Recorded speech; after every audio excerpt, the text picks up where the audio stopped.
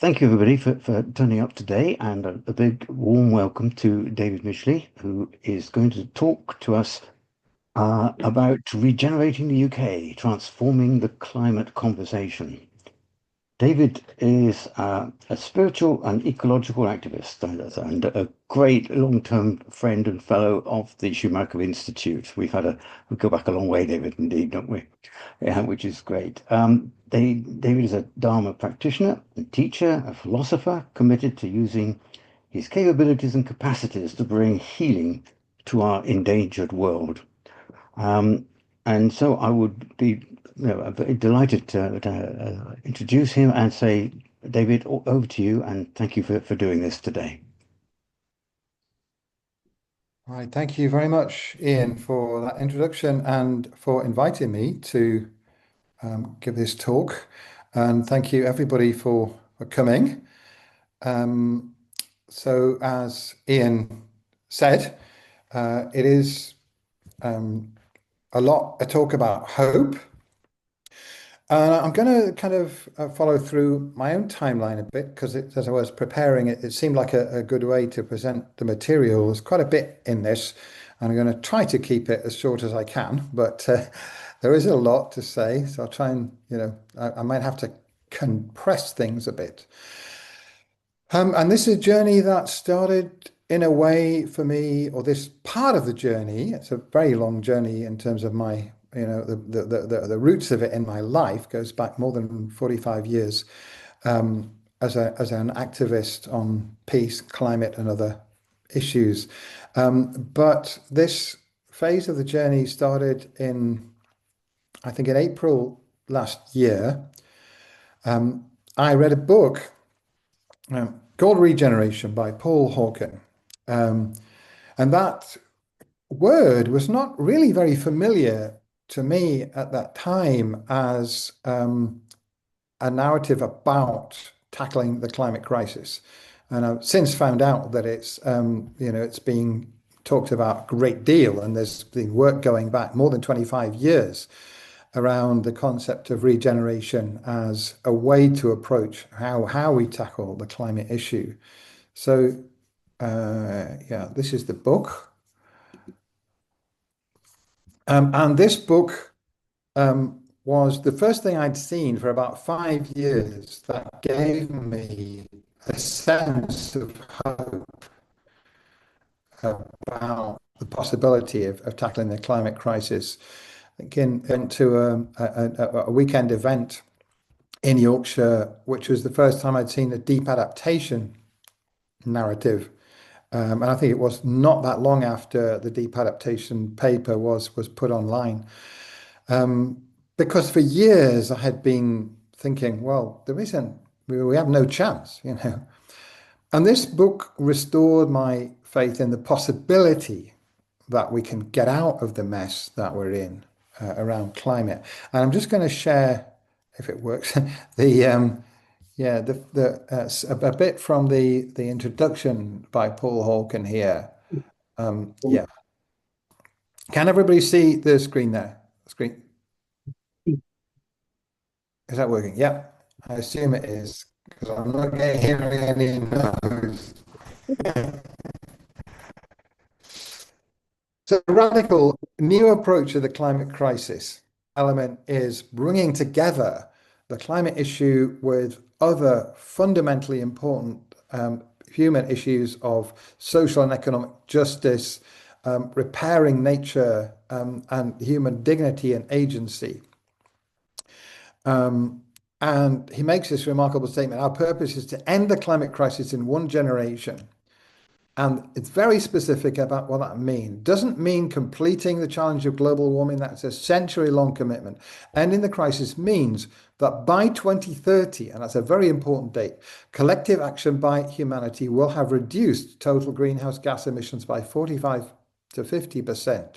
Very ambitious target. At this writing, we're going backward and increasing emissions.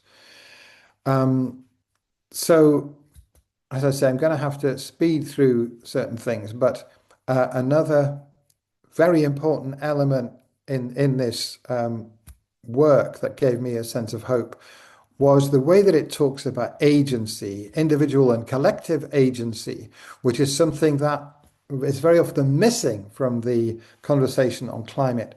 And I think it's one reason why people have been getting and are increasingly getting turned off by the whole climate conversation, don't want to hear about it because they feel they haven't got any agency. So this book, as I say, the approach is something new to me, but since then I found there are many other, excellent books, websites, organizations. There's a whole ecosystem around the idea of regeneration, and it's major in scale, and the sense that there's a different way to talk about the climate crisis and a different way to act that actually can restore people's sense of agency and hope. So that was you know, really the major starting point for me. So I read the book, and my gut reaction to it, I suppose my response, having read the book, was, well, I think somebody needs to do this at the UK national level, and I would like to kind of take on that challenge. So I'm like a year plus into having made that maybe slightly reckless personal commitment, and I reaffirmed it. I was at a vision quest actually at Embercombe, which many of you probably know. When I came out of the sweat lodge there, thinking, yeah, this is what I want to do. Then I had that remarkable opportunity to attend an event at Plum Village Monastery in France. Plum Village Buddhist Monastery, I'm sure many of you know, founded by Thich Nhat Hanh, this wonderful Vietnamese Zen master who was really the leading figure of the movement of engaged Buddhism, which is now playing quite a central role, actually, as we'll probably find out during this talk, or if not during this talk, maybe at another time. It is, because, and this is to do with the fact, although they've been very much at the forefront of what I would call spiritual activism for many decades. But in 2013, 2 years before the Paris Climate Summit, Christiana Figueres went there, and she went there because she'd suffered a tragic breakdown of her marriage and was actually suicidal, on the brink of suicide. And her friends directed her towards the teachings of Thich Nhat Hanh. She went there, and she said it was those teachings that enabled her to bring about the success at the Paris summit of getting 194 nations to sign up to the same legally binding agreement to limit climate change to less than 2 degrees and ideally to 1.5 degrees. And then it was tightened up, and I think they ended up as a binding commitment to limit climate change to 1.5 degrees Celsius. And that was a very, very critical moment. So why is that figure so important? That range of 1.5 to 2 degrees, where there's a little bit of debate, a little bit of uncertainty. This is because there are, as I'm sure most of you know, there are what are called tipping points in the climate system, where if we pass certain thresholds, things happen which bring in positive feedback loops where the warming will accelerate. And not only that those positive feedback loops are interactive, so that if one is passed, then it can trigger others. So you get a cascade of tipping points which are accelerating global warming. This is very scary stuff. So, yeah, I was at that event in 2024, September 2024, which was the first global climate and nature leaders retreat at Plum Village. So Christiana Figueres was there, and I met many of the people around her and began to understand what a powerful sort of ecosystem that she's creating from the people that she's worked with over many, many years at the global level on climate action.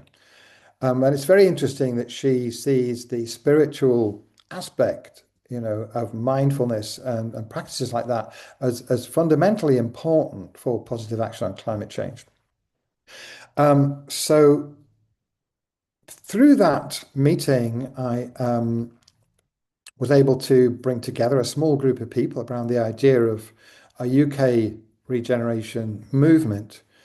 And it turned out, I don't know, but one of the people who was on the retreat was someone called Rajiv Joshi, who has worked closely with Christiana Figueres for many years and had just been appointed as the global executive director for Paul Hawkins' Regeneration Project. So it seemed like some confirmation that this was somehow meant to happen. And we've been working together for a few months. I was slowed down partly because my brother was critically ill, and then I had to finish work on a book.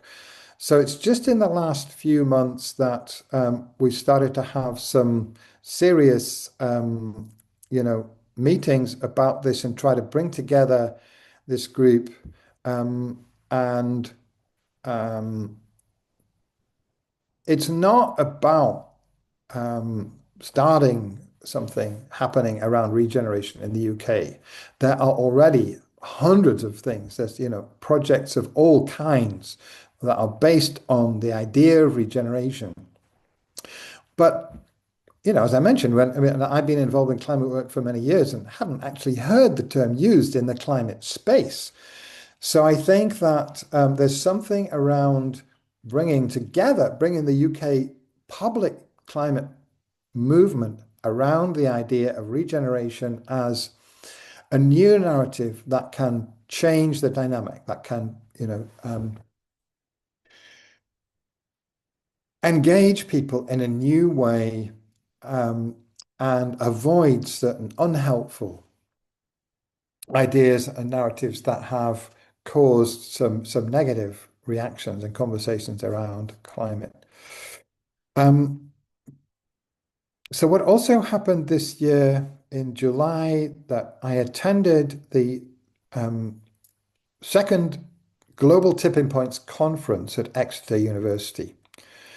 And for those of you that don't know, this event and the Global Systems Institute at Exeter University, which was the host for the event, alongside of Johan Rockström's Systems Institute at it's the Max Planck Institute, isn't it? Yeah, it's part of that. So they've kind of two organizations have come together around it. So Tim Lenton, Professor Tim Lenton, who I know from many years as one of the leading scientists taking forward the Gaia theory.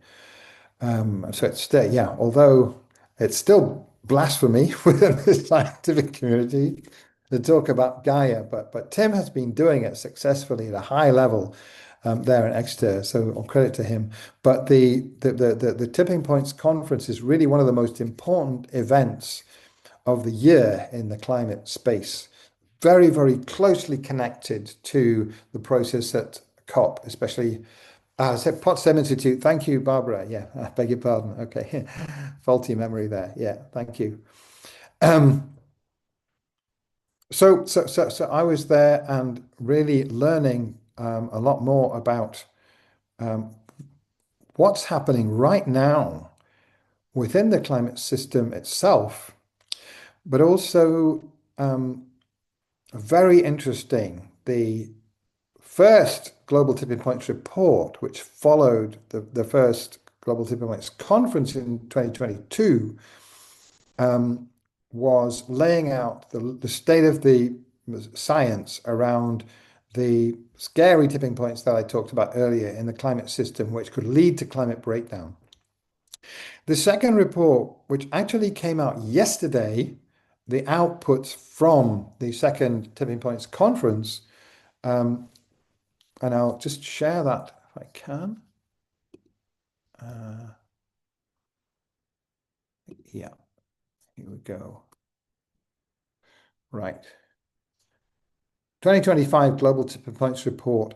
And the emphasis here is on positive tipping points. So things that could change the dynamic. We got positive reinforcement, positive feedback that in processes that are tending to reverse climate change. And this is a statement that, the kind of statement opening the report from the president of COP30. So really endorsing the fact that this is the science that's informing the COP in Belém, and informing the action agenda for the COP30, which is the COP in Belém is a very interesting and unique COP. It's quite different from at least the last four COPs, because the focus there is the presidency of the COP wants it to be, they're calling it a people's COP, and they're focusing more on what can happen in the green zone, because we're now into the implementation stage. So in fact, the climate negotiations, yes, they are very important and need to continue. The most important things have been agreed. So it's about upping the commitments to climate investment and so on. But basically, we know what we need to do, and it is about civil society and the business community, and the financial community coming together around these actions. So, yeah, this is the summary, and I'll just mention a few key points from there. We really are, and it's been said many times, and I don't know, it may have been true in the past, but it is absolutely true now that we are at a genuinely critical moment in some of the key tipping points. There are 16 major global tipping points that have been identified, and several of these we are right on the threshold, on the edge. And the news came through last week that one of them has just been passed, a critical tipping point on coral reefs, which are very important for many major ecosystems, and they have passed the tipping point. It doesn't mean that there's no hope for coral reefs, but it does mean that we're in a very dangerous situation there, and major measures are going to need to be taken there are things that can be done to help coral reefs to adapt to the increased temperatures. But the other ones that are critical, we've got the Atlantic meridional overturning circulation, the Gulf Stream, etc. We are quite close to that tipping point, and it's very likely to be passed if we go past 2 degrees. We are already seem to be possibly past 1.5. We have had 12 months of continuous 1.5 above the historic level of global temperature.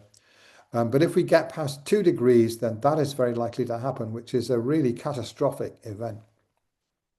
The most critical one is probably the Amazon itself, and therefore it's highly appropriate the COP is happening in the middle of the Amazon. And again, that's likely to be passed, well, very likely to be passed if we get past 2 degrees. We don't know what the threshold is because the system there is so complex that it's impossible to know. Some of you may have been on the webinar with Rob DeLate, speaking about not only how critical that tipping point is, but how incredibly helpful reforestation of the Amazon and other tropical rainforests, and indeed other boreal forests, can. This is the research that he has done with Peter Bunyard, who's been working on it for decades, actually. Incredibly important work showing how reforestation, apart from that it does help to sequester carbon and prevent carbon being released, but it actively cools the climate in ways that are independent of the carbon cycle.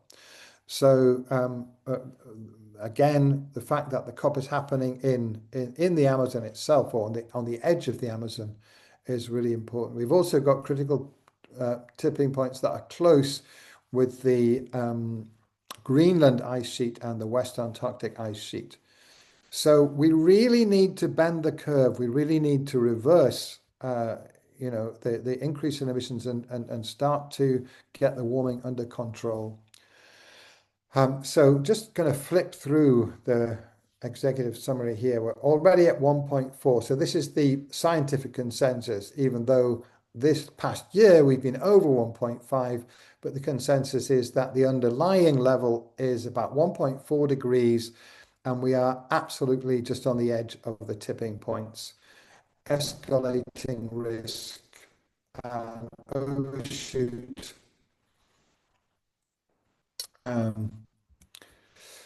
So every fraction of a degree matters. Slightly different, I think, from what I hope people can hear me. I seem to have a little bit of trouble with my internet connection, but what the Regeneration book was saying, according to the tipping points team, and this is probably, it's certainly one of the top academic climate research teams in the world.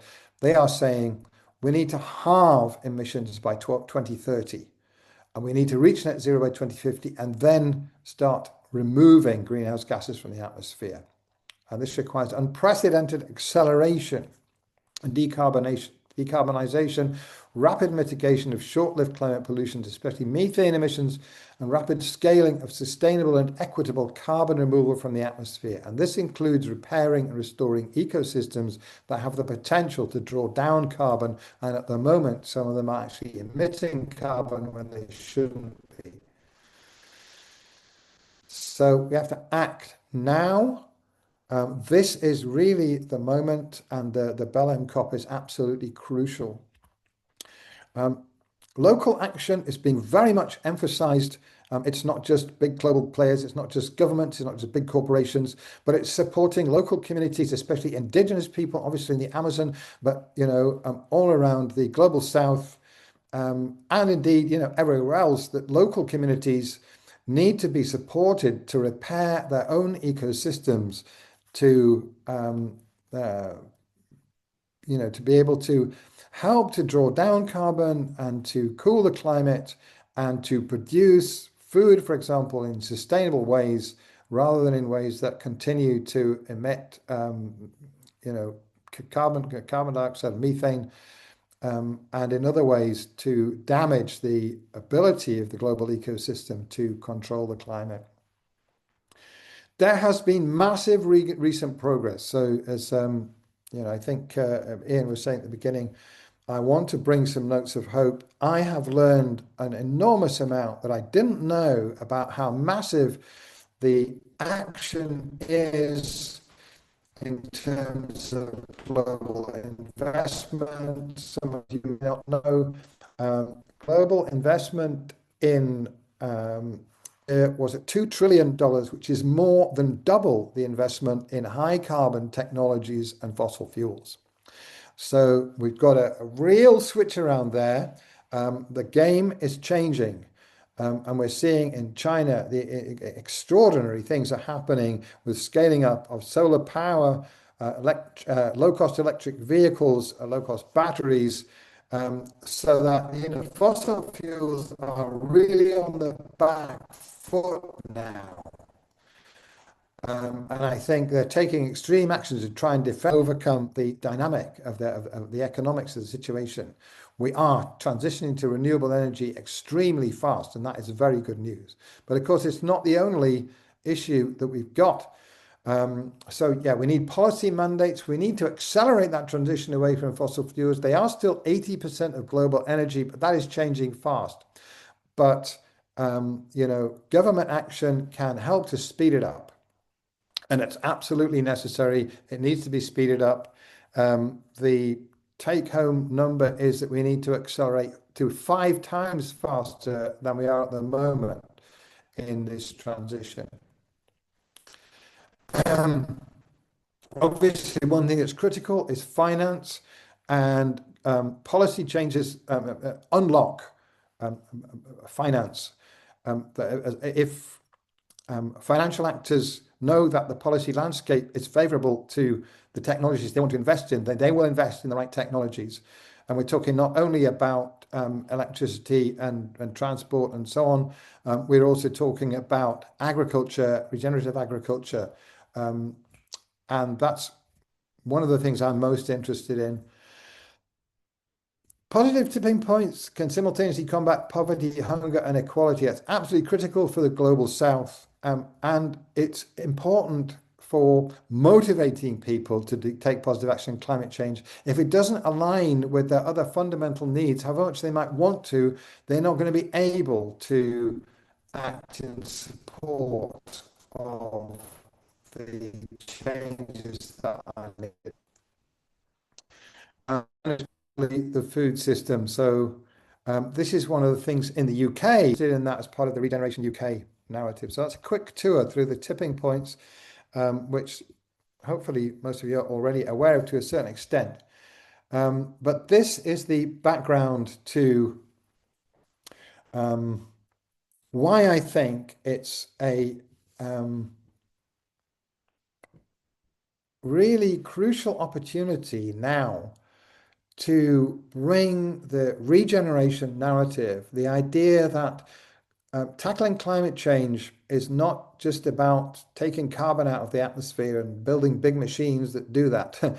um, it's about restoring, repairing ecosystems, because now, increasingly, as the energy transition gets underway, and we are beginning to slow down emissions from burning of fossil fuels, we need to pay attention to the fact that there's a lot of emissions happening now from ecosystems that have been damaged by inappropriate action and unhelpful kind of forms of agriculture, logging, and other extractive industries that are,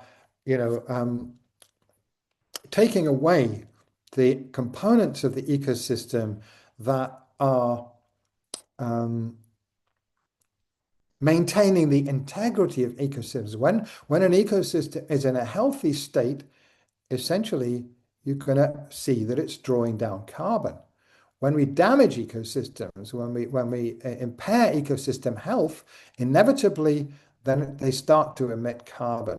This is really the kind of fundamental, the biology of the situation is that they plant biota are made of carbon. So when they start to degenerate and deteriorate and to rot, basically, they're decomposed, then they emit carbon. When they're healthy, they are and flourishing, they're taking carbon out of the atmosphere. So that's fundamental. One of the most important things we need to do, as well as continuing to drive the transition to renewable energy and sustainable transport, etc., and also sustainable buildings, all of these things. So the regeneration book and the website that goes along with it details over 100 major types of intervention, different, ecosystem elements such as kelp farming, azolifern. I'd never heard of it. It's amazing stuff. I won't go into the details, but these are things that we can do to repair ecosystems and support their ability to take carbon out of the atmosphere, that also have very beneficial financial, commercial applications. Kelp and azolifern can be used for many important applications. We can build from bamboo instead of steel, glass, and concrete. You can build 14-story skyscrapers out of bamboo. It's a very, very excellent building material. And building with materials like that, obviously you are sequestering and locking in carbon that has been drawn down. So it's fascinating. I urge you to have a look at the website. I'll put the link in the chat so that you can share that. Just grab that link. 1 second.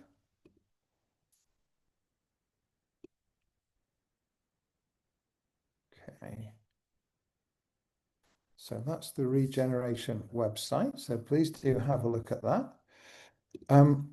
Yeah, so just connect with where I am in my presentation. Okay. Yeah. Okay, so this acceleration needs to happen. And the COP presidency team in Balam are responding to that with this call for what they're calling a global mutirão. It's an indigenous Brazilian word. It's been kind of Portuguesified as mutirão. I don't know exactly how the indigenous people pronounce it. But what it means is, the way that I think about it is, imagine you're living in a village there. Somebody's saying it's over optimistic. Right, okay.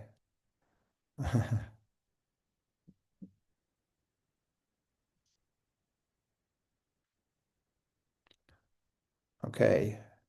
Well, thank you for that.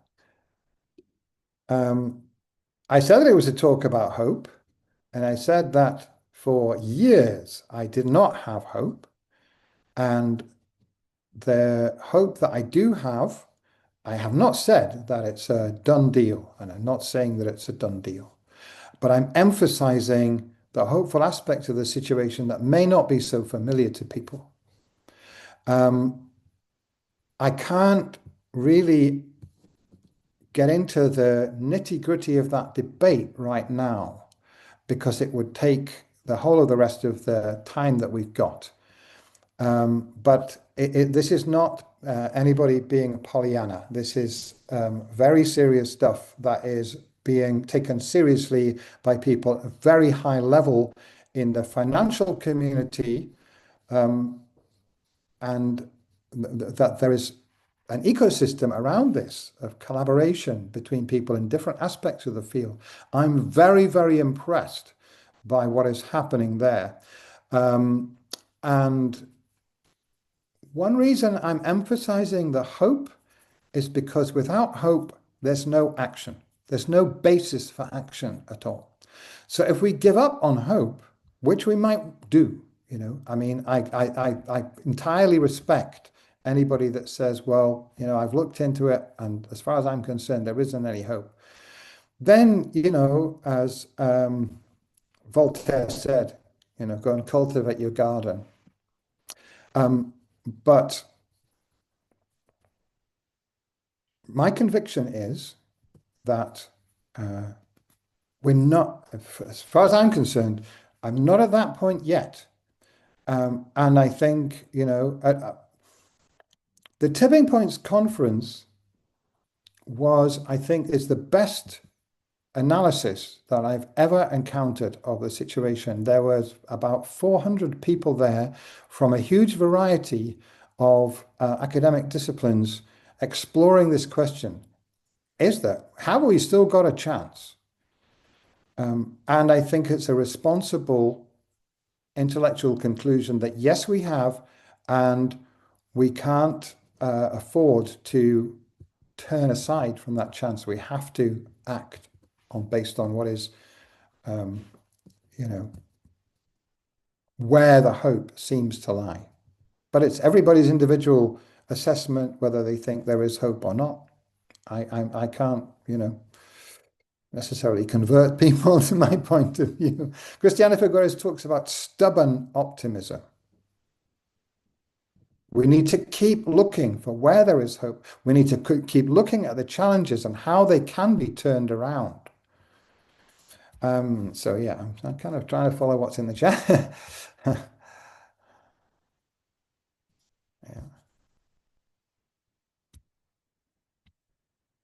Okay, so yeah, so there's a big debate around this, and as I say, I don't think there is nobody's going to come up with a cast iron proof of whether there's hope or not. Yeah, as we saw in the chat just now, somebody's saying, well, what about this? There's no hope. Somebody else is saying, well, look at that.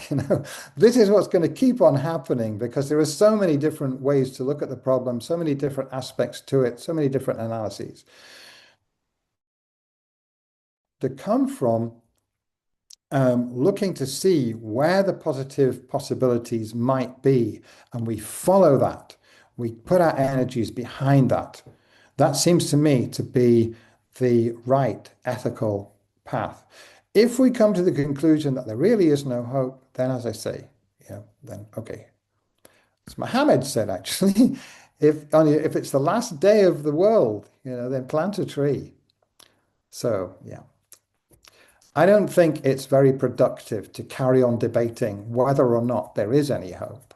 I think we have to follow where the hopeful narrative is taking us. Anyway, didn't really want to get into a debate, but as it came up, I responded to that as best I can. So, yeah, the COP30 team is calling for, I was just explaining the global mutual. So what it means is imagine that you're living in a village and the village has been flooded.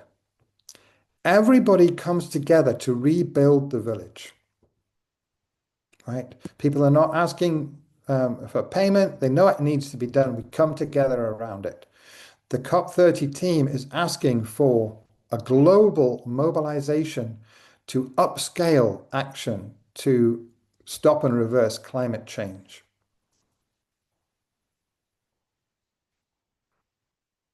So I've been looking into this, trying to understand how is this supposed to work? What's happening in the UK? I've had some difficulty in finding answers to those questions. I now looking fairly certain that I will be going to COP30. So I hope that I can come back and report to you on that. I anyway thought, well, who's picking up the ball? Who is coordinating action around UK national mutirao, a mass mobilization, an upscaling of action on climate? And I say, there's a lot happening, but it is happening below the surface. It's happening underneath the radar of the media. And that may be why some of you are feeling less hopeful than I am, because I happen to have, fallen into this, fortunate connection with an extraordinary community around Christina Figueres. And I'm seeing what's happening and the collaborations that are happening between financial actors, people in the legal field, people who are climate activists, people who are putting together business projects and plans, and people who are working on how can we change the narrative, how can we move public opinion, how can we change behavior, all kind of coming together and interacting in interesting ways to try to drive a transformative shift. Because one thing I think I am really convinced about, if there is a transformative shift in action, in commitment on climate change, it's not that there's a physical impossibility. I'm pretty convinced that in terms of the physics of the situation, there is still a window of opportunity. So it's about political will. It's about, getting the whole human community behind the understanding that we have to do this to survive as a global community. So that's really where I'm focused. And yeah, I'm feeling, a lot of hopeful signals from the Tipping Points Conference, from COP30.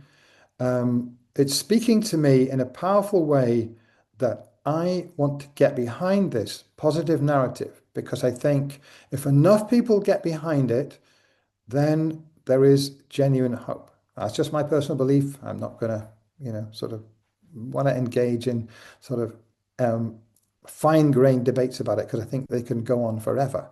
But it's mainly about getting behind the actions that are needed. So that's it. By the way, if anyone's interested, check this out. Ian, it's okay to mention this. I will be leading an online course about this, about the environmental hope, really. It's not so much about the detailed science, but it's about how, as a climate activist, we maintain our positive motivation and we find ways to engage. So I'm just going to share the link to that in the chat. And we've got another message there. Yeah. How do we get enough people, especially those with power, behind the possibility of regeneration? Thank you, Karen. That is absolutely my question. So, yeah, I mean, I don't know. And I want to bring together a group of people to try and build a movement around that very question, engage with people who are in the media field, people who understand about, communications and how to put together an effective narrative with politicians, with local communities, with local governments. I'm interested in, like I've been in Yorkshire for the past 35 years. I'm maybe moving around a bit now, but I can see some very interesting and positive possibilities there about collaboration between the different cities in Yorkshire, between the cities and the rural hinterland, the agricultural system and the food system in the cities. We have three major climate research centres in the region. So I'm exploring putting together a project and working with Schumacher Institute, and hopefully with I've got some promising possibility of some funding to do that. I'm sure that similar things are happening in Wales, in the southwest of England, in Scotland, So I see it as a strategy which is bottom up and top down, working with local communities, empowering local communities to repair their own ecosystems, start, planting more trees, growing more food, creating more natural environments that are improving their well-being. So I can't go into all the concrete details now, but there are some very specific and interesting possibilities there that I'm going to be exploring with people in that region. Yeah, so I really would love to hear from any of you about uh, possibilities you might be connected to. So yes. See, we've got hands coming up in the chat. I'm almost through with my talk, so I'll come to you in a moment, Barbara. Thank you. Let me just see what else I need to say. Yeah. I think that's pretty much it. So I'm going to put that link in the chat for anybody that's interested in that online course. Just give me one moment and then I'll come to the questions.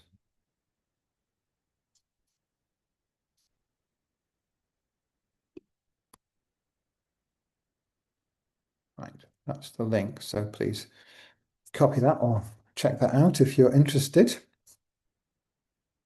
I will say that I'm probably going to change the dates of the course because if I am going to Belém, then it may be difficult for me to broadcast from there. So it might be starting in late November. But I will, if anybody gets in touch with me, I will keep them updated with those changes. So I think that's probably enough to start with. And thank you very much for the interaction in the chat. And Barbara, yes, please go ahead.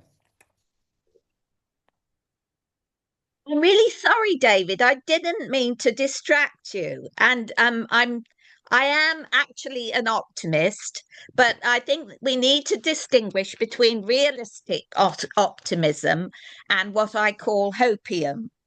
And basically, humans have been living off hopium for decades now when it comes to the climate crisis and the ecosystems collapse.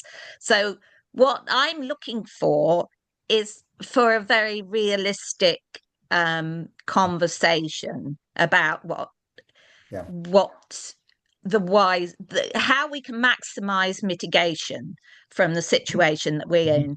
And I'm sorry, but carbon capture is basically not feasible. Yeah. So we need to accept that we are basically we are in an existential crisis that's going to accelerate and be exacerbated, whatever we do.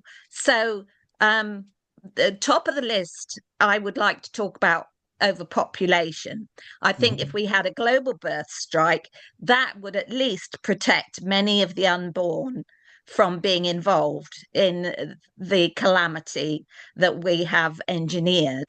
Now, I think that will switch the mindset. That would, if we started talking about overpopulation as a real issue, then that would make a fairer conversation about things like immigration, because that is actually related to that problem.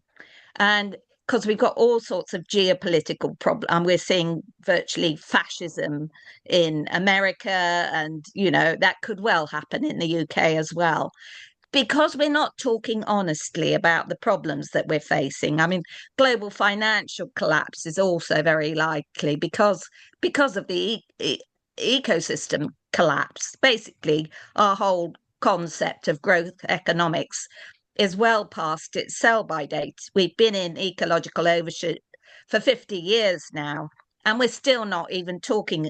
Well, no, that's not true. The degrowth movement is quite mature.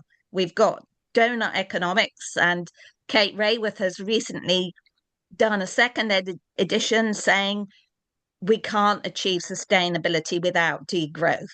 So she's very well respected. Lots of people have been trying to apply the donut, but unless we're realistic about having to shrink back within the limits of the planet, we're not going to get anywhere. So the mental blockage that has stopped the conversation for decades is beginning to crumble, thanks to work by people like yourself and the Exeter University giving that excellent conference on tipping points. So people are waking up to the fact that actually not only are we in an emergency, but we're well past the point at which we could have actually prevented it happening. So what I'd like to see is an emergency cross-party government focusing on and I would like to see universities involved, so that universities get involved with their local government, and we put our heads together to totally redesign the workplace, because most of the work we do is not really appropriate for shrinking our ecological footprint. So I've got lots of ideas, but I mean, you're doing a great job. You're helping to wake people up, but I'm just trying to encourage you to think much bigger, much bigger in terms of, and there aren't any solutions. What I'm saying is what we need a strategy that looks at maximizing mitigation, and don't be ashamed to tell people how grim the future really is, because otherwise they'll carry on in the delusional way that they have done for the last 50 so many decades. I've put a text in the chat that sort of covers where I'm coming from. Yeah, David, just said it. What's your reaction, David? Okay, thank you. So I'll deal with some of those points. So I mentioned the book at the beginning, the Regeneration book. And the reason why I was interested in that book was because of Paul Hawken's previous book called Drawdown. Paul Hawken had been involved in the ecology movement for a very long time, more than 50 years, actually, when he wrote Regeneration. But the Drawdown book was about 10 years earlier. And that book he wrote because in the early 2000s, he was getting concerned about climate change, and he asked a question. So he knew everybody in the climate movement, and he was asking everybody this question: can we do it? Are there enough, solutions? Are there enough things, interventions that we can make that would reduce the emissions and take carbon out of the atmosphere, that would get us out of trouble? And no one had done that calculation.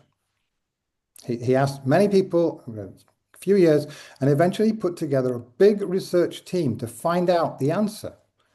Are there enough things that we can do that mitigation, as you say, to come back to a healthy level of CO2 and so on in the atmosphere? So that project, I think, took about 5 years. There were about 100 researchers involved, and the answer was unequivocal. Yes, absolutely, it is possible. And what's more, it would be economically very beneficial to do it. So we are talking about hard research that shows that there is a possible pathway. And then you have to do the work of, how specifically is it going to be financed? How are you going to change hearts and minds, as somebody asked in the chat? And all of these questions are being addressed very seriously. The Regeneration book was partly about that. So it was partly about, now we know that it's possible. How are we going to make it happen? And one of the things, most important things, is a narrative that people can respond to that, and so thank you for the question, because I need to really hone my skills at communicating what it was that convinced me that there is still hope. Because I've been involved in this for 20 years. And, I'm very aware of all the scary stories. As I said, for 5 years, I was in the deep adaptation movement, convinced that there was no hope. So I'm talking about things. It's difficult for me to communicate all the information that has led me to believe that there is hope. I'm not a naive optimist, but I am a stubborn optimist. I am seeing possibility. Now we're on a knife edge, but it's not much good telling people we're on a knife edge and we're going to go over the edge. We've had it. I mean, that's not use telling people that, because they just lose interest. It's not very useful. But I think that actual science, the responsible conclusion from all of the analyses that have been done is that, yes, there is still a possibility. I'll talk about population. Population is very misunderstood. The global population is probably going to peak at about 10% more than what it is now. And that's not very widely understood. If we thought it was going to double as it has done in the last 50 years, then I would say there's really no hope, because talking about a birth strike and trying to reduce population overnight, it cannot be done. There's no way to do that. There's no way, in fact. The idea of a global birth strike is a mindset shifting concept.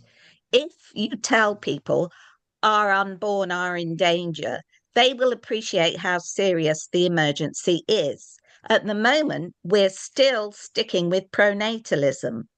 We're still saying we have loads of countries in Europe who are encouraging higher birth rates so that they can look after their elderly. I mean, it is ludicrous in this situation of existential danger. The conversation needs to be realistic.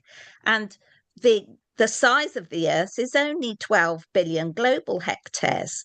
And our footprints in countries like ours is four global hectares per capita. I mean, if everybody was on 4 global hectares per capita, and you need to allow some of that biocapacity for biodiversity. I mean, 4 into 12 billion, you're ending up with just 3 billion people. Are using at the rate that UK consumes, they're using the entire biocapacity of the world. So we cannot have a footprint of like the UK has. That is absolutely unsustainable. We have to be realistic. So we're not even having the conversation about the population size at the moment. We have these ridiculous campaigns about immigration. We're not talking about why immigration is an issue anyway. Yeah. Sorry, I've gone on far too long. Yeah, I mean, I said that I didn't want to get involved in kind of this kind of detailed debate. I'll try and respond to that, but I think I'll have to leave it there when I've said what I have to say. It's a complex issue, but the fundamental point that I was making is that the idea that we could halve global population in 50 years is just not possible. There's really not a lot that we can do to change the numbers in a short time scale. It takes a long, long time to make major differences to the global population trajectory. So we're going to have to deal with, can we, provide for the global population that's going to exist for the rest of the 21st century? It's going to be between 8 and 10 billion, probably for the rest of the century, whatever we do. So, and that is simply the way that the population dynamics mathematics works out.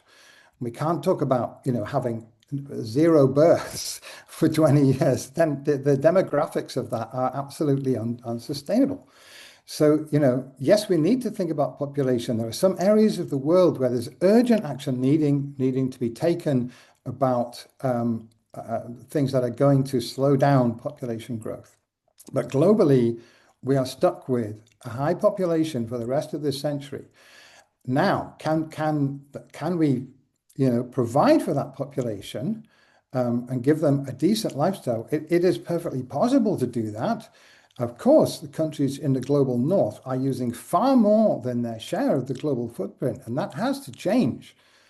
Now, how is that going to happen? Yeah, that's a big conversation. But it doesn't affect the fundamental fact that to get the outcomes that Paul Hawken is talking about and that the Tipping Points Conference is talking about, that to reduce, to halve greenhouse gas emissions by 2030, to cut them to get to zero by 2050, and then to get into net negative carbon emissions. That is all perfectly possible, and that has been, it's been worked out in very great detail, taking into account all of the factors to do with the economics, to do with the physics, and so on. It might look as though it's not possible, but I assure you that the scientific work's been done, and it's been shown to be possible. So yes, we need to think about these issues. But what I'm saying is, as far as, and I have looked into a lot of these issues, and I have was in many conversations at the Tipping Point Conference with people from a wide range of scientific disciplines and sociological and economics, and looking at all of these questions. I don't think that the evidence says that we've got an insoluble problem.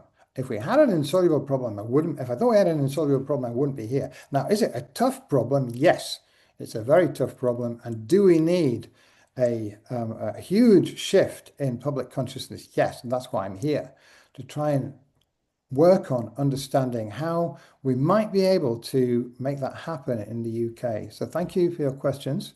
We move on to Nat. Hi, David. Yeah, I just wanted, maybe it's too early days, but could you tell us more about what UK regeneration plans to do? Do you plan to be a hub or highlight all these sort of local schemes, or did you have any more plans, or is it still very much early days that you're putting it together? It's very much early days. It's very emergent, and is it going to be a hub? I mean, I'm really, and people have been saying in the chat, that it's already being mainstreamed. Regenerative strategies, and they're being pursued in all kinds of fields, from finance to, we're talking about regenerative governance, we're talking about regenerative architecture, everything.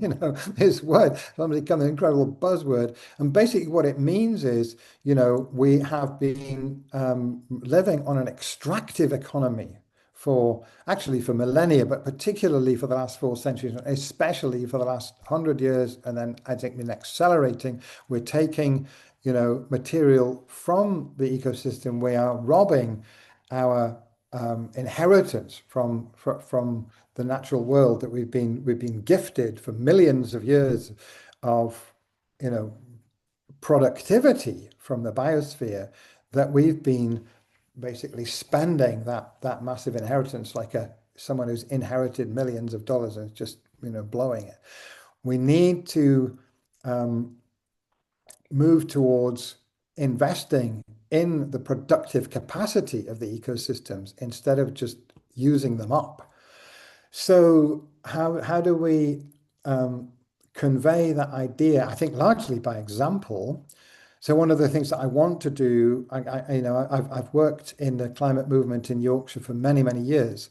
And as I say, I've seen very promising possibilities there for a regional regeneration project that will be looking at how can we bring the financial support, the infrastructure that's needed for local communities to improve their own well-being by trying to repair their ecosystems there.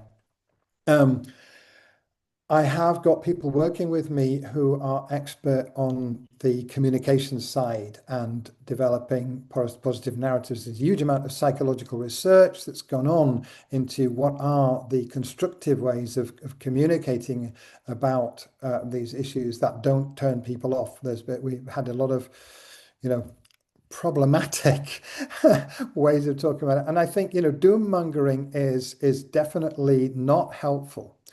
Of course, we have to incorporate realism, and we have to, people have to recognize that things need to happen quick, but things also need to serve their local and immediate needs and interests. So I'm quite interested in working a lot at the local level, at the local government level, the city level, and at the regional level.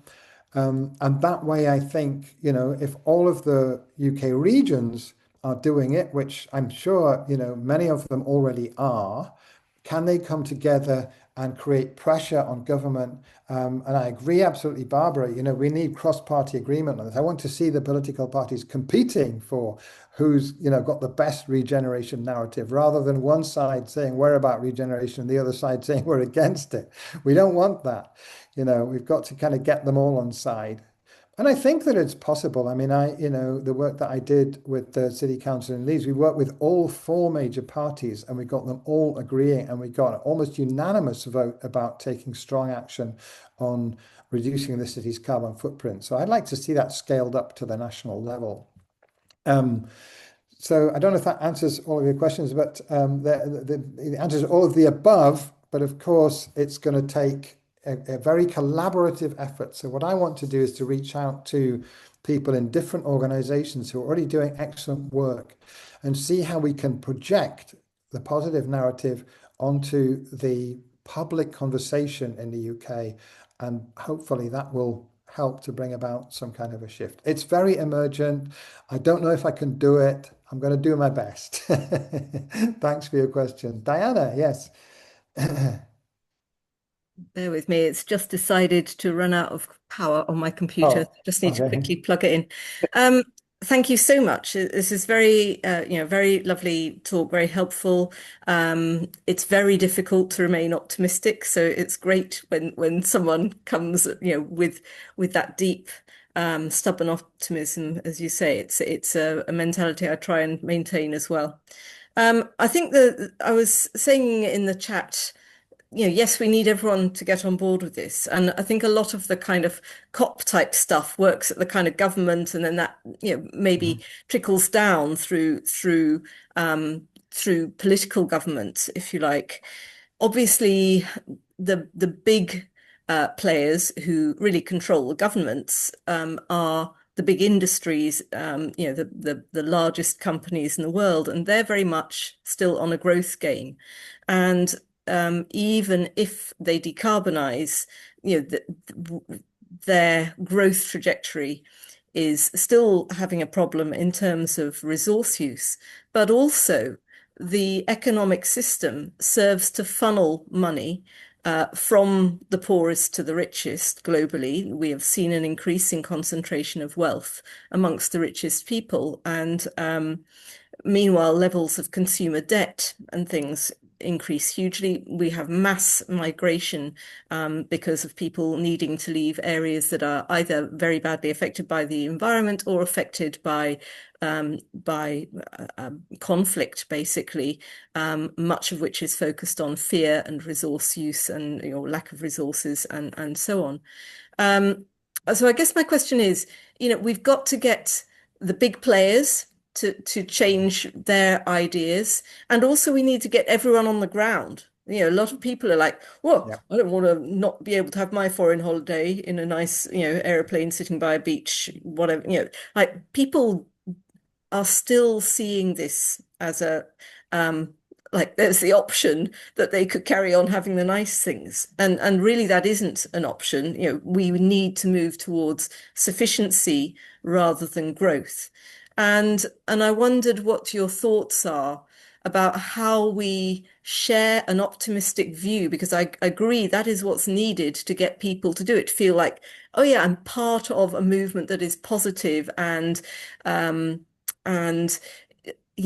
if I can't see anything particularly good in it for me tomorrow, like how do we get them to see that more positive picture and want to get involved? Because I think if we impose this on people, it becomes a kind of well, people say, well, it's like communism, or I would say it's also, like fascism. Like, we have to have free will to a certain extent, otherwise it becomes very controlling. So, how do we get people to want the right things and act accordingly, right from the tops of, Google Inc., or Alphabet, or all the way down through normal people who just think, if I do a bit more work, I can have a nicer foreign holiday next year. Yeah, big questions. Yeah, sorry, that was a bit too long. So a few points around that. One is that indeed, in the early days, it was the case that the COPs were largely about intergovernmental negotiations. Especially the Brazilian team are saying that this COP is not mainly about that, because we are moving from the kind of framework agreements which happen in Paris, and then subsequent COPs they've been kind of refined. The emphasis is now moving towards implementation. So this is what they're calling the action agenda. What are people actually going to do? What companies are going to be changing their pathways and their business plans? What financial institutions are going to be shifting their investments in different directions? Those people will be at the COP. So as I said, it's the green zone, which is where that happens, a civil society climate movement, and also climate finance and business are there.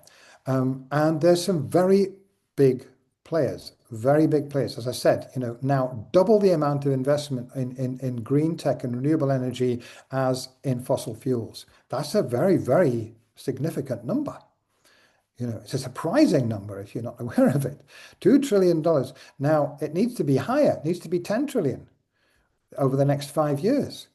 And does that sound impossible to you? I don't think it's impossible. We're seeing it happening in China that, the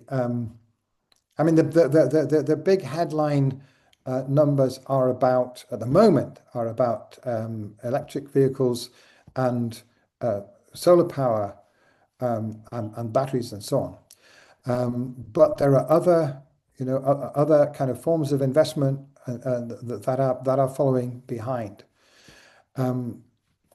So it's not, when you say we don't want growth, well, we do want selective growth, shall we say. The fact that there's massive growth in those industries is very hopeful and very positive. We are also beginning to see it in some of the aspects where it's like directly talking about working with ecosystems. And especially in Brazil, there are, because it's a matter of life and death for people in Brazil to make the rainforest productive so that it's financially and economically makes better sense to produce, produce things from the rainforest rather than cut it down. So there are thousands of investment projects there, and they're scaling up quite rapidly. Now, they will say not fast enough. So the purpose of the COP is to persuade one of them, one of the things that they want to do is to persuade investors and companies that it is worthwhile investing on a big scale in things that are regenerative. Now they think, and they're the people who are putting their money, they're putting their money where their mouth is. They think that it's possible. So I don't think I'm going to sit here and say, oh, it can't be done. I don't know. We have to wait and see, but we've got to try. So that's one aspect. And then you're talking about, persuading, how do we kind of communicate it? Again, we haven't been doing very well up to now, I don't think. And as I said, there are a lot of people. Yeah, thank you, Barbara. I think we've maybe heard enough about that now. Mm-hmm.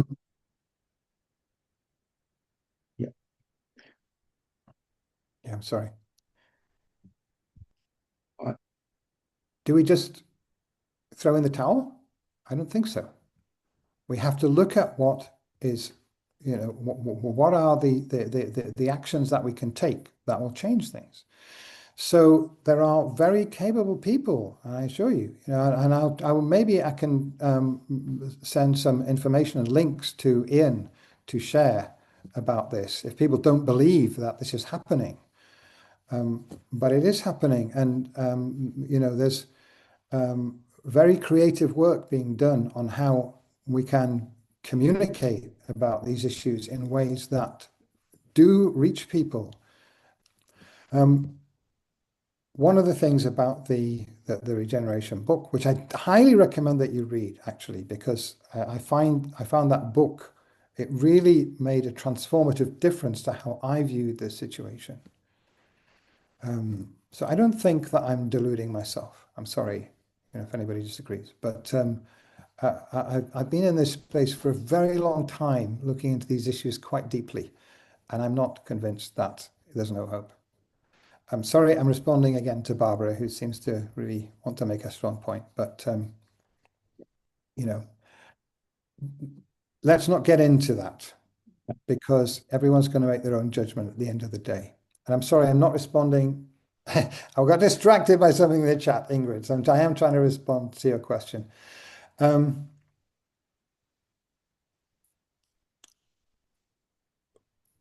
Basically, on a very kind of heart and gut level, I feel I can get together with people in my local community in Leeds, where we have our Buddhist center, which is one of the most high index of multiple deprivation in the country, and talk to them about how a regenerative development project in that area could benefit them, their community well-being, and how we could link that up to regenerative agriculture, and provide them with better food, more affordable, healthy food.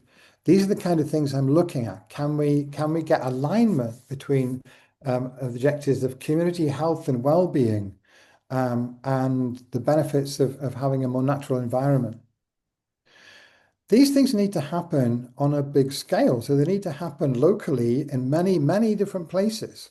I mean, it needs to be we're talking about really a change in the way that people look at things, because if we are all still locked into the paradigm of we're going to increase GDP and then it'll trickle down to the people who haven't got enough, we know it's not working. So that is very true. And I've been hearing just very recent, just in the past week, that at a very high level, economic thinking is shifting at governmental level in a number of countries. There are decisions being taken to prioritize national well-being over GDP. This is happening in probably about a dozen countries now, and it's spreading. Kate Rayworth's work's been very influential. And you know, and this is a cutting edge of thinking and research that is moving forward all the time. So, you know, I'm sorry, I don't remember exactly which countries they are. They are some in the global north, some in the global south. I'll try and find a list and share it with you. They're not the UK at the moment. No, the UK is very committed to that, and I think it's a broken paradigm that GDP growth is what we need. Of course, it's not what we need. So we've got a big hill to climb. I've never, you know, I hope that nothing I've said has made people think that I'm saying that all this is easy. It's massively difficult, but we have to try. Thank you, David. Ingrid, you've had your hand up for quite a while there. Yeah. Thank you very much. Sorry, that was Diana's question, wasn't it? Yeah, I beg your pardon. Sorry, Ingrid, yes. Yeah. Thank you very much. I'm talking outside UK, so my comments is and not from your country, but from other parts of the world, from Sweden, more or less. And I thank you very much for an interesting summary of the tipping points, which is really scaring if you are thinking about it. But in this scary and question, you have a lot of things to think about, which you also have talked about. And two things I will pick up, and one is the delays of the ecosystems. As an ecologist myself, I can see that it's not so easy to solve the problem in one generator's time. For example, many of our ecosystems in the northern part of Sweden, they take several hundred years to come back to the status they were from the beginning. And also that you have a continuous succession in ecosystems that could change due to climate change and so on. So you maybe not have the same kind of ecosystem when you come back as you had before, because it has been a higher temperature or more more rain or whatever. And that's also a difficulty to see what you can do, because I'm interested in solutions, and I'm interested in using a more local perspective. You talked about the global threats and so on, and you talked about building house of bamboos. We do not have that in Sweden. We have to look at what we have in our region. And I also think that that's one of the problems with the environmental activists, that they are not interested in the local knowledge of what the people have on the ground, especially people who are producing the resources. What you need to do is a just transition to a green economy or a more sustainable resource use. And that, in that perspective, needs the local producers to be included in the process. And as Sweden is a member of the EU, I can see that the development is more and more top-down regulations due to the feeling that we need to do it now and just now. Mm-hmm. And so I think that in one way or another we have to go back and look at the different ecosystems in the different parts of the world to find solutions, and also link together people in the change from producers to those who use the material, say from forest owners to house builders, and see how they together can find a sustainable way to reduce carbon dioxide use, but also made it possible for people, for the green roots, to have a decent livelihood. Because these people are producing things that everybody thinks, oh, this is something came out from society as such, but it doesn't. It came from a people who are working very hard and producing resources, and they do not have a decent pay for it. And then you have the top-down authorities coming and say, you should do that and that and that and that. And we have to find a talking ground. And have you thought about that in the Northumbrian way that you have? You have worked in Northumbria, what I understand, with local people. Yes, I mean, I'm going to respond to that on two levels. One is in that local context. So, yeah, I mean, I have been involved in a number of projects in my city in Leeds, which are very much at that grassroots level, and they're about, addressing people's immediate local needs at the same time as moving towards a low carbon economy. So Climate Action Leeds, which is a alliance, a coalition of all of the climate, groups in Leeds, works together with the city's Climate Commission, which is a partnership between the grassroots climate movement, the University Climate Research Institute, the Priestley Climate Centre, and the City Council. So there's a collaboration there between people who are working at the grassroots level with people in local communities of need, and working on transforming the food system, and there's greening, the greening environments and so on. There's a lot more that needs to happen.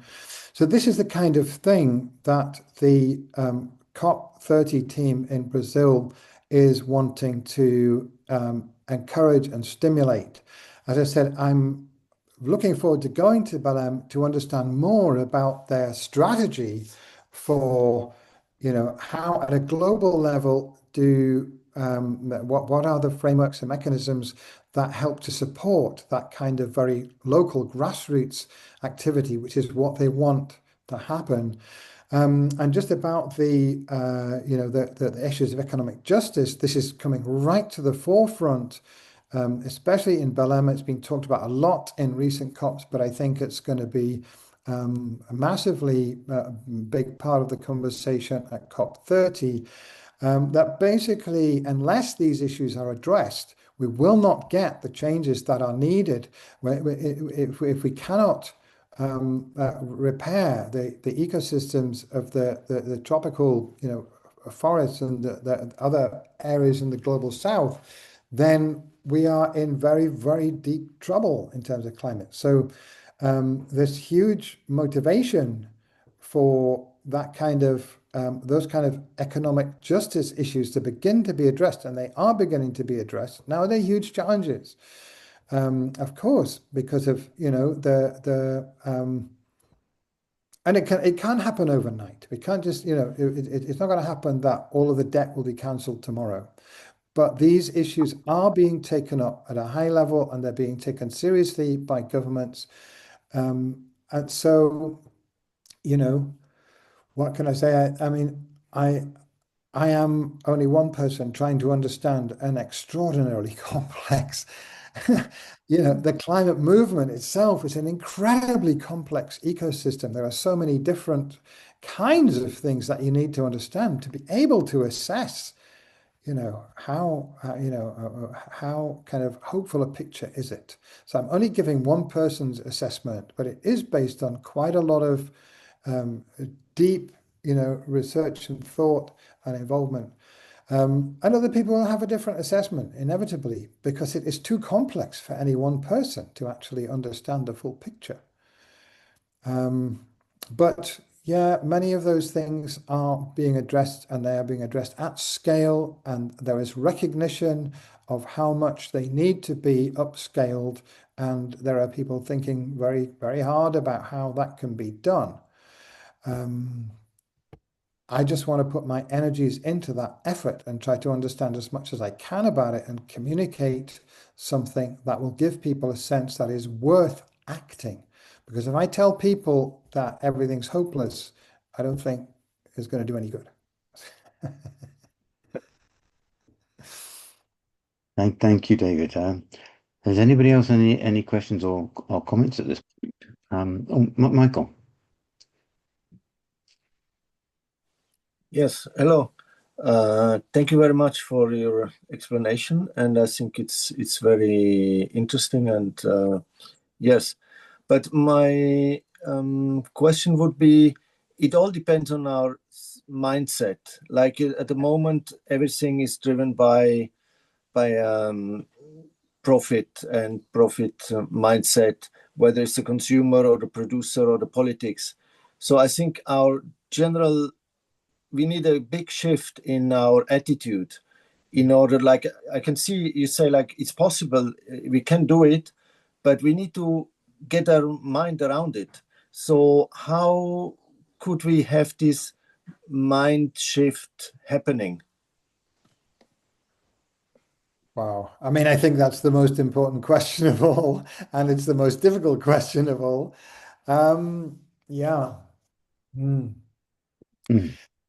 I suppose my answer to that is going to be quite a simple one in a way, because I don't have any magic formulas, but I think that the only answer I can come up with is that the more of us who do move in that direction, then it will spread. It's like, it's infectious. And I'm seeing that happening. Again, the question is it happening fast enough? I really don't know. It's very interesting to me as someone who brings a spiritual perspective into my activism that this is a time of unprecedented interest in spirituality. I mean, we now have millions of people tuning into deep spiritual teachings around the world, which would have been quite unthinkable quite a short time ago, 20 or 30 years ago. You can't imagine that. But it's happening. They're extremely popular, these online courses and videos, and people like the Dalai Lama and Thich Nhat Hanh and many, many other spiritual teachers, also many of whom are involved in and advocating for these ecological issues. So this is just from my perspective. I know, of course, we have, in now a second pope who is getting quite serious about climate change and calling on his spiritual community. And that's, I don't know, how many is that? 500 million people or something in the Catholic Church.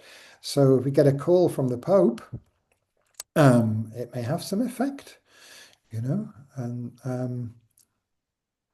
so I don't, as I say, I don't have a kind of complex intellectual analysis for you, but I think all we can do once again is do our own spiritual work, and for me, they've always gone together. My concern about the state of the world and trying to align my own life and my values and my actions with the kind of things that are going to be helpful in addressing the existential problems that humanity is facing. So I don't think there's any predicting one way or another whether that is going to succeed. But I am aware that there's a lot happening, and you can never say never. Yeah. Thank you, David. Yeah, so thank you very much for all the questions. I'm sorry I haven't been able to deal with all the things that were in the chat, all very interesting contributions and questions, and it is a very challenging issue. I hope, I'm sorry if I came across as being some kind of Pollyanna. I'm not. Not at all. I'm a person with a very kind of hard-nosed, realistic perspective on how bad things are, how serious the problem is. But I wanted to talk about where I do see hope. And I think there's a lot of hope there. There are things that are happening that are very positive. They need to happen, they need to happen more. They need to happen faster. And more people need to get behind those things. That's really the message. And if enough people get behind them, then yes, I do believe that there's hope. Thank you. Thank you, David, very much indeed for that, and certainly like to extend our support to anything you do, and as you go forward with your wonderful phrase of stubborn optimism, which I think is going to stick with me for a long time.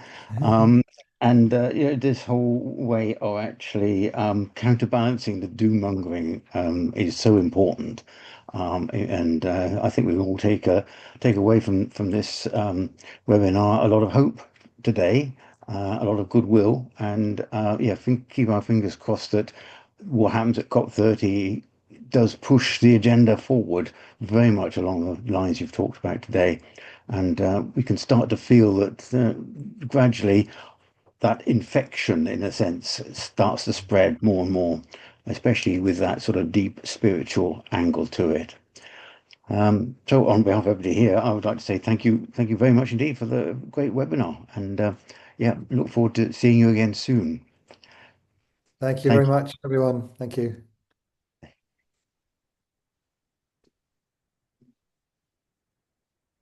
Thanks, David. That was great. Thanks.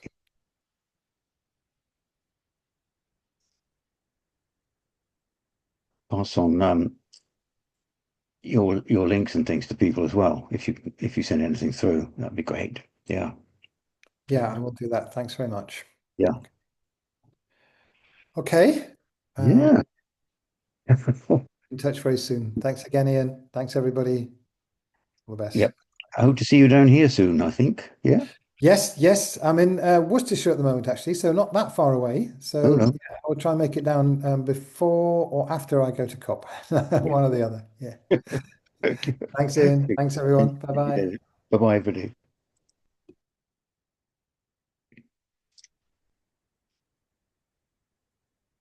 Right.